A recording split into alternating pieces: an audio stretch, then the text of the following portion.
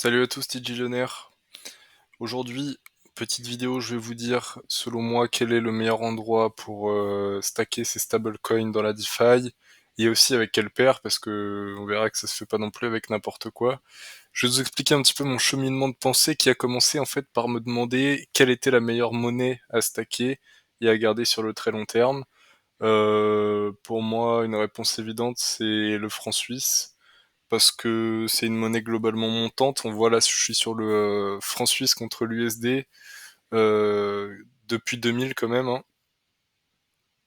et on voit que la tendance est globalement haussière, hein, même si depuis la TH on a perdu un peu de valeur. Je sais pas trop ce qui s'est passé en 2011, peut-être la suite du crash de 2008 où il y a eu peut-être une petite euphorie, mais si on compare par exemple avec l'euro sur le dollar, et bah sur la même période, on voit que c'est tout de suite un peu plus aléatoire, hein. C'est monté à la sortie de l'euro, maintenant ça redescend, ça se dévalue.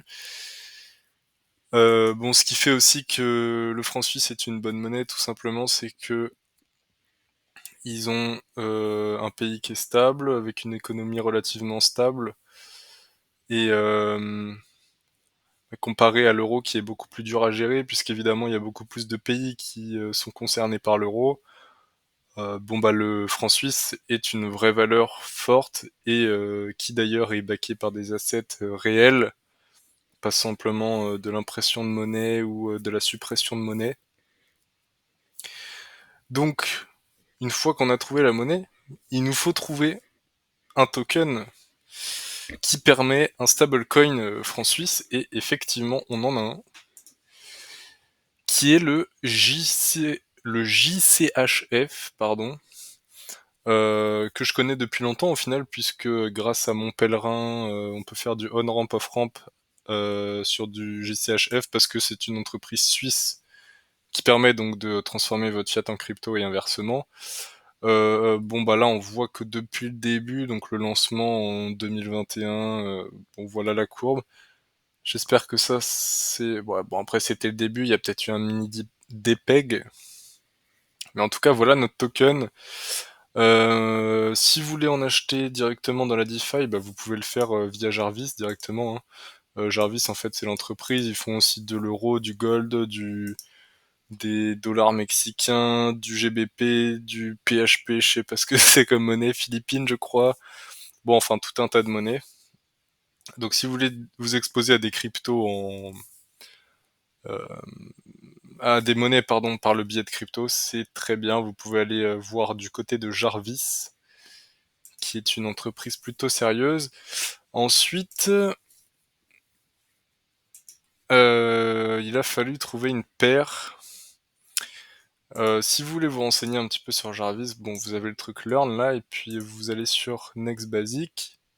Et là, quand on va dans Yield Farming, sur la BNB Chain, qui est la chaîne sur laquelle je suis le plus à l'aise, on voit qu'on a les paires ici, donc JRT BNB, JCHF BUSD.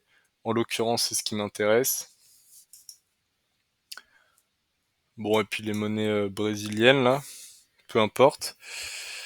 Notre JCHF BUSD, pourquoi selon moi c'est un des meilleurs choix? Déjà parce qu'on a le franc suisse dans la paire, donc une valeur qui tend à monter, et le BUSD qui n'est pas forcément une valeur qui tend à monter tout le temps, mais qui est une valeur plus ou moins refuge et assez sûre, sachant que le BUSD aussi est un jeton très, enfin sûr, produit par Paxos, donc pas de souci de ce côté-là, même si bon dernièrement on a vu qu'ils arrêteraient peut-être d'en émettre. Bref, je pense que Binance retrouvera un émetteur de BUSD, mais peu importe, c'est pas la question. Et donc ici on voit qu'on peut faire une paire de liquidités.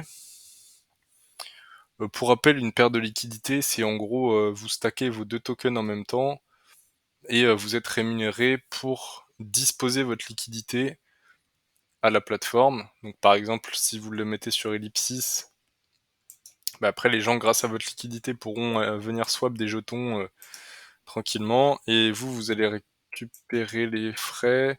Alors pourquoi il me montre... Bon, enfin voilà, vous avez le JCHF et en gros, vous êtes récompensé avec les frais. Alors j'étais où? Bon, ici, vous avez un petit détail de, un petit résumé de la paire, donc notamment un APR de 7,7, si vous stackez votre paire de liquidités. Vous avez également les réserves de la paire, donc on voit qu'il y a 43 000 BUSD et 43 000 francs suisses. Heu, bon, enfin voilà, globalement, ici on peut générer 7,7% d'APR, donc c'est très bien. C'est à savoir, oui, que c'est un APR variable en fonction, heu, de ce que les gens, swappent dans la journée, donc à la fin ça se renouvelle. C'est pour ça d'ailleurs là que je pense que ça s'est renouvelé, en direct. Donc on fait notre liquidité ici, hein, pour ceux qui connaissent pas, on fait simplement add liquidity. Soit vous mettez les deux, soit vous mettez un des deux. Certaines proposent pas de mettre, juste 100 ici, il faut mettre, 50 et 50. En l'occurrence, ici, il est d'accord pour qu'on mette juste d'un côté, ça nous fera un LP token. Donc là, on gagnerait, bon, un APR variable, disons 10%. Mais ensuite, à savoir, oui, que Ellipsis, c'est quand même une plateforme sûre. C'est un fork de Curve, pour ceux qui connaissent. Donc Curve qui a été audité, de multiples fois techniquement. Donc, assez sûr. Le risque zéro n'existe pas, évidemment, mais assez sûr. Et ensuite, ce qu'on va faire pour générer encore plus de rendement, c'est qu'on va aller sur ce yield aggregator.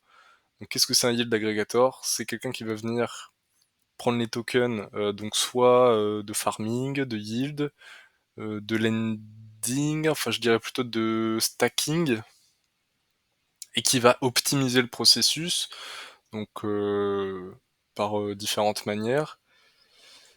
Et en l'occurrence, moi je cherchais donc avec le JCHF et on n'en a qu'un, c'est celui-ci. Donc on voit ici que c'est sur Ellipsis Dot. Si vous voulez ajouter directement, vous pouvez faire add liquidity directement sur Bifi, ça vous emmène vers le site. Vous faites add liquidity, machin. Bon, si vous voulez, oui, simplement stacker sur Ellipsis et pas vous exposer au risque que représente en plus Bifi, vous faites simplement stack LP ici et vous mettez votre paire de liquidités. Et alors pour information, on a ici un historique. Je vous disais que l'APR était variable et on a un historique de l'APR avec en bleu le moving APR. Donc c'est-à-dire sur 30 jours glissants, de combien est l'APR. Et en fait, si on regarde sur toute la période, on voit qu'il nous dit que la moyenne de l'APR en passant par Bifi est de 20%. Donc 20% qui est une très bonne période, sachant que cette paire est faisable depuis septembre 2022. Donc ça représente encore pas énormément de durée, mais on voit que globalement, les plus bas, mis à part les moments, ouais, là c'est à 3. Là, il y a eu une petite période où c'était à 0, donc probablement plus d'échanges. Pour X ou Y raison, 5, 3. Donc il arrive qu'il y ait des périodes creuses, mais en tout cas, bah pour moi, c'est le meilleur endroit ici où stacker ces stablecoins, où les conserver, parce que Bifi aussi, c'est le plus gros yield aggregator avec yield,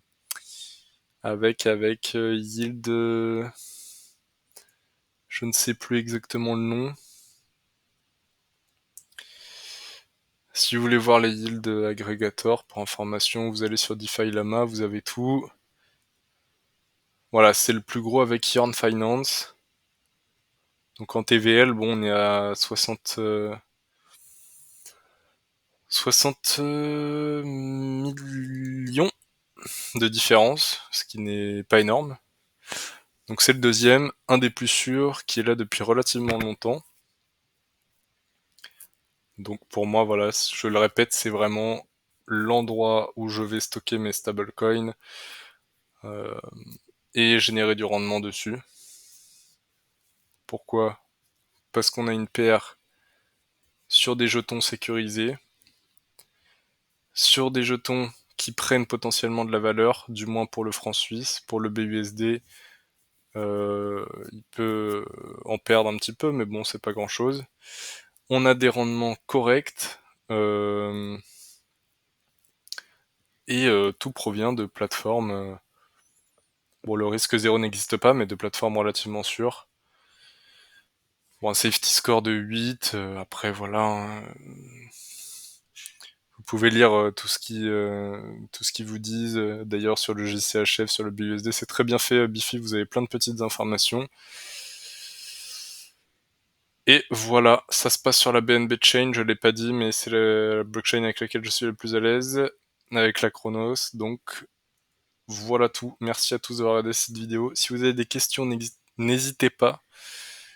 Même s'il y a des questions un petit peu techniques, quels sont les risques liés à une LP token par exemple, ou comment je fais pour les stacker, si vous en sortez pas, n'hésitez pas.